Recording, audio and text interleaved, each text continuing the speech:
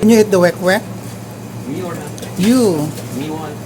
It's not like This delicious Kwek-Kwek. Hello guys. So let's try this food review. What name this one? Egg. Egg. No, in Indian. Anda. Anda. Anda with flour.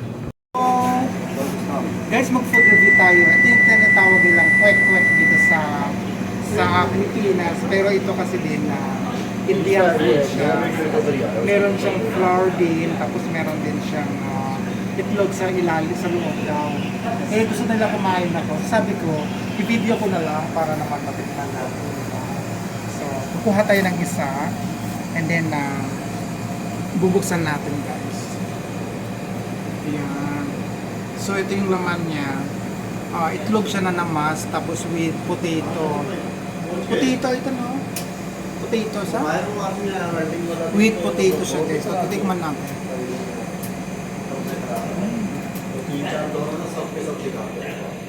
Medyo meron siyang parsley, parang parsley. No, not parsley. Ito yung yung parang parsley siya. Medyo maalat siya. Tapos naka-coat siya ng flour. Pero ang alat na guys. Tingnan natin yung isa. I take one more ha. I will eat this one, don't worry. Ito guys. Ito naman yung may itlog shot mo, may itlog. So kwek-kwek to sa akin.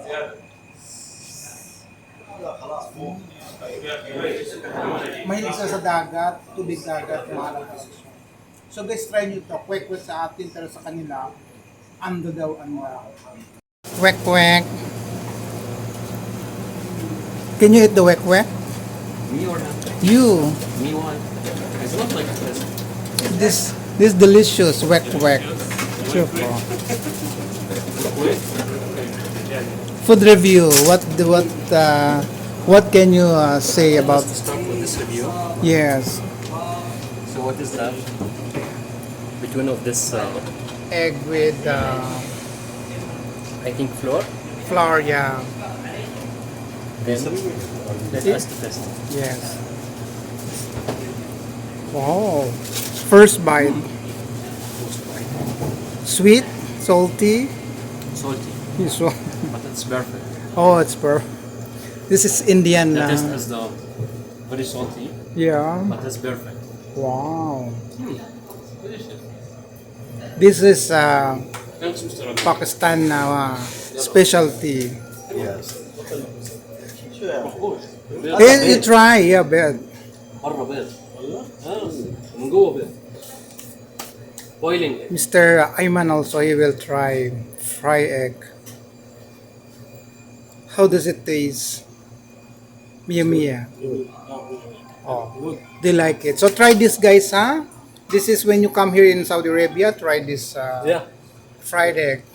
Thank you for watching. Bye.